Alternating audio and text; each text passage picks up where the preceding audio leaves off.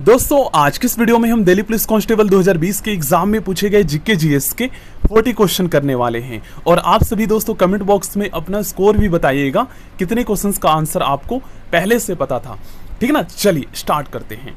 देखिए first question में पूछा गया है अमेरिका के राष्ट्रपति अधिकतम कितनी बार राष्ट्रपति बन सकते हैं।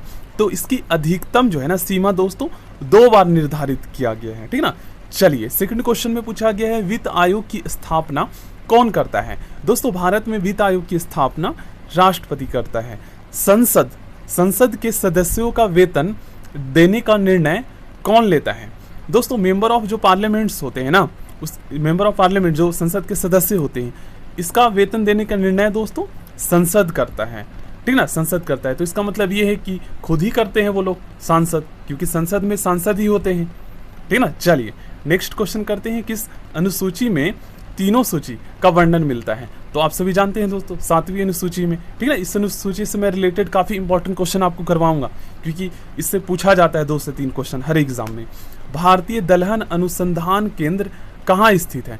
दोस्तों भारतीय दलहन अनुसंधान केंद्र जो है ना, ये कानपुर में स्थित है। भारत में सबसे अधिक रेशम उत्पादन करने वाला राज्य कौन है। दोस्तों इसका सही आंसर होगा कर्नाटक। भारत में उगाई जाने वाली अधिकतर कॉफी किस किस्म की होती है। तो इसका सही आंसर होगा अरेबिका। ठीक है ना, नल सरोवर पक्षी अभयारण्य किस राज्य में है। तो ये पक्षी अभयारण्य दोस्तों गुजरात राज्य में है। ठीक है ना, चलिए अकबर के समय मुगलों के प्रधानमंत्री को क्या कहा जाता था। तो इन्हें दोस्तों वकील कहा जाता था। क्वेश्चन नंबर 10 करते हैं। 10 में पूछा गया जहांगीर की रुचि सबसे अधिक किस कला में थी। दोस्तों जहांगीर की रुचि सबसे ज्यादा जो है ना, ये चित्रकला में थी। ऑप्शन बी इसका सही आंसर होगा। चलिए नेक्स्ट क्वेश्चन, किस राज्य ने सबसे पहले त्रिस्तरीय पंचायती राज्य प्रणाली को अपनाया था। सही आंसर होगा दोस्तों राजस्थान ने। और देखिए पंचायती राज से दोस्तों बहुत सारे क्वेश्चन पूछे जाते हैं। जैसे एक क्वेश्चन ये पूछा जाता है कि भारत में जो है ना पंचायती राज की शुरुआत कब हुई, किस राज्य से हुई और इसकी शुरुआत कौन किया, किसने किया था। तो देखिए भारत में दोस्तों त्रिस्तरीय पंचायती राज प्रणाली की शुरुआत जो है ये राजस्थान से हुआ था। और राजस्थान की कहाँ से हुआ था ना, तो राजस्थान के दोस्तों एक नागौर जिला है, उसका एक गांव है बगधरी गांव, वहां से हुआ था। कब हुआ था, तो 2 अक्टूबर 1959 ईस्वी को हुआ था। ठीक ना, मतलब गांधी जी के जन्म दिवस के अवसर पर। और किसने किया था, तो पंडित जवाहरलाल नेहरू जी ने शुरुआत किया था। और अगर आपसे पूछा जाए दोस्तों कि भारत के जो है ना स्थानीय स्वशासन, क्योंकि पंचायती राज प्रणाली जो है ना ये स्थानीय स्वशासन के अंतर्गत आता है, तो भारत में स्थानीय स्वशासन का जनक किसे कहा जाता है।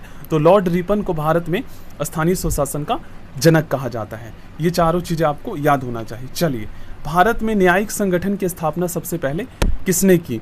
ठीक ना, तो भारत में दोस्तों न्यायिक संगठन की सबसे पहले स्थापना जो है ये लॉर्ड कॉर्नवालिस ने किया था। ठीक ना, चलिए नेक्स्ट क्वेश्चन में पूछा गया है रुद्र सागर झील किस राज्य में स्थित है। तो ये झील दोस्तों मध्य प्रदेश में स्थित है। ठीक ना, चलिए मध्य प्रदेश को दोस्तों वनों का जो है प्रदेश भी कहा जाता है, और सबसे ज्यादा बाघ जो है ये मध्य प्रदेश में ही पाया जाता है। चलिए क्वेश्चन नंबर 14 में पूछा गया शिवाजी के आध्यात्मिक गुरु कौन थे। दोस्तों शिवाजी के आध्यात्मिक गुरु जो है ना ये गुरु रामदास जी थे। ऑप्शन ए इसका सही आंसर होगा। शुद्धि आंदोलन के प्रवर्तक कौन थे। मोस्ट इंपॉर्टेंट क्वेश्चन दोस्तों, शुद्धि आंदोलन के प्रवर्तक जो थे ये थे दयानंद सरस्वती जी। चलिए नेक्स्ट क्वेश्चन करते हैं। और आर्य समाज की स्थापना किसने की थी।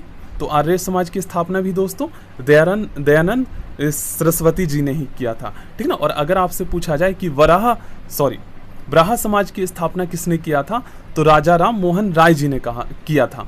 ठीक ना, और आधुनिक भारत का जो है ना व्यक्ति किसे कहा जाता है, तो आधुनिक भारत का व्यक्ति राजा राम मोहन राय जी को कहा जाता है। ये भी याद होना चाहिए। और राजा राम मोहन राय जी दोस्तों इन्होंने जो है ना भारत में सती प्रथा का भी अंत किया था, ये भी आपको पता होना चाहिए। ठीक ना, और इन्होंने जो है अंग्रेजी शिक्षा का समर्थन भी किया था राजा राम मोहन राय जी ने, इसीलिए तो इसको आधुनिक भारत का प्रथम व्यक्ति के नाम से भी जाना जाता है। ठीक ना, चलिए क्वेश्चन नंबर 16 में पूछा गया है किसी न्यायाधीश को एक उच्च न्यायालय से दूसरे उच्च न्यायालय हाई कोर्ट में स्थानांतरित करने का अधिकार किसके पास है। तो इसका अधिकार दोस्तों राष्ट्रपति के पास है। ठीक ना, चलिए दोस्तों नेक्स्ट क्वेश्चन काफी ज्यादा इंपॉर्टेंट है और ये क्वेश्चन दोस्तों कई बार एग्जाम में पूछा गया है। देखिए, लघु संविधान किस संविधान संशोधन अधिनियम को कहा जाता है? दोस्तों 42वां संविधान संशोधन अधिनियम को लघु संविधान के नाम से जाना जाता है और इसके तहत दोस्तों भारतीय संविधान की प्रस्तावना में 3 नए शब्द जोड़े गए थे, अखंडता, समाजवादी और दोस्तों धर्मनिरपेक्षता। ठीक है, याद कर लीजिएगा। और दोस्तों संविधान के जो मौलिक कर्तव्य है ना, उसमें 10 मौलिक कर्तव्य जोड़े गए थे। ठीक ना, और किस आर्टिकल में जोड़े गए थे? तो 51A में। ठीक है ना, ये भी आपको पता होना चाहिए। 51A में हमारे मौलिक कर्तव्यों का वर्णन किया गया है। और एक क्वेश्चन दोस्तों ये भी पूछा जाता है कि 11वां मौलिक कर्तव्य कौन सा है? तो अगर आपसे पूछा जाए दोस्तों 11वां मौलिक कर्तव्य कौन सा है, तो इसमें आपको बताना है सभी माता पिता और अभिभावकों की जिम्मेदारी है कि वे अपने 6 से 14 ईयर्स के बच्चों को स्कूल भेजे।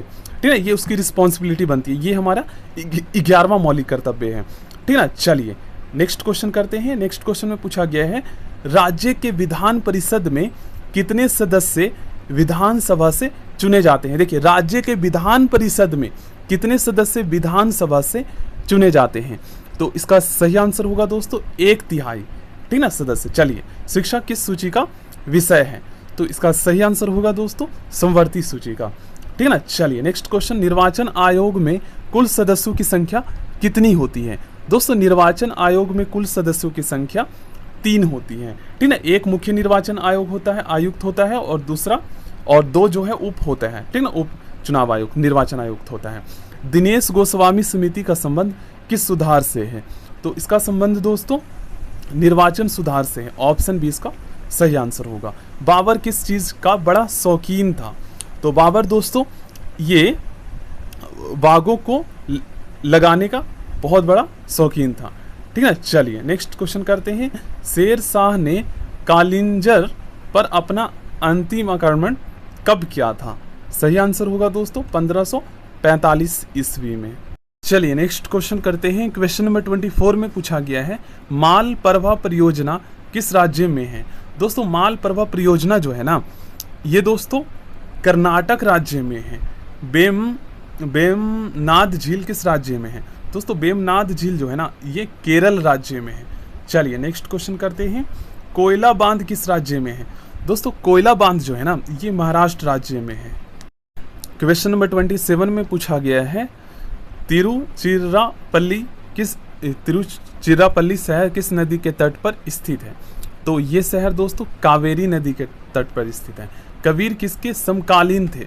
दोस्तों कबीर जो है ना, ये सिकंदर लोदी के समकालीन थे। भक्त कवियों में वह कवि कौन है जिन्होंने मूर्ति पूजा का विरोध नहीं किया? सही आंसर होगा दोस्तों चैतन्य। अन्नपूर्णा योजना का शुभारंभ कब किया गया? दोस्तों अन्नपूर्णा योजना का शुभारंभ जो है ये सन 2000 में किया गया। किस सुल्तान ने धर्म को राजनीति से अलग रखा? इस सुल्तान का नाम है दोस्तों अलाउद्दीन खिलजी। दिल्ली सल्तनत का पहला अफगान शासक कौन था? सही आंसर होगा वह लौल लोदी। ठीक है ना, सिकंदर लोदी के मकबरे का निर्माण किसने करवाया था? दोस्तों सिकंदर लोदी के मकबरे का निर्माण इब्राहिम लोदी ने करवाया था। तेनालीराम किनके दरबार में थे? सही आंसर होगा कृष्णदेव राय के दरबार में थे। ठीक ना, दक्षिणी ध्रुव का अक्षांश कितना होता है? दोस्तों दक्षिणी ध्रुव का अक्षांश जो है ना, ये 90 डिग्री होता है। दोस्तों टेस्ट क्रिकेट खेलने वाले प्रथम भारतीय KS रंजीत सिंह है। ठीक है ना, ओबरा किस लिए प्रसिद्ध है? दोस्तों ओबरा जो है ना, ये दोस्तों थर्मल पावर स्टेशन के लिए प्रसिद्ध है। केंद्र तथा राज्य के संबंध का परीक्षण के लिए किस आयोग का गठन किया गया था? इसका सही आंसर होगा दोस्तों सरकारिया आयोग का गठन किया गया था। मोस्ट इंपॉर्टेंट क्वेश्चन है। लूनी नदी कहाँ गिरती है? दोस्तों ये नदी कच्छ के रण में गिरती है। ठीक है ना, और ये रण कहाँ है? गुजरात में है। शौचालय दिवस कब मनाया जाता है? ये दिवस दोस्तों 19 दिसंबर को मनाया जाता है। सो प्लीज़ दोस्तों चैनल को आप लोग सब्सक्राइब कर लीजिए।